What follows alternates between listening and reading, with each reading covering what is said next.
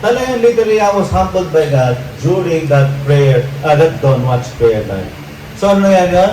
Develop a prayerful heart. And I'm telling you, since that encounter, 2021 up until today, okay, I enjoyed my time with God. Okay? God should always be a priority. You know why?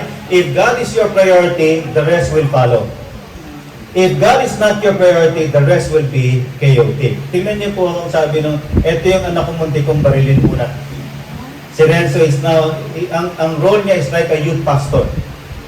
Ang sabi niya, walang matinding problema sa mainit at taimtim na panalangin.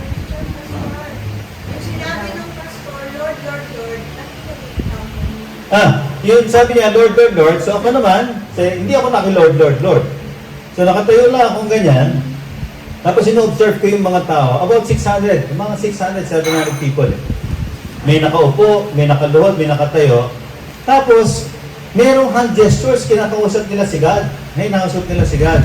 Sabi ko, ba't ang weird nitong mga tao nito?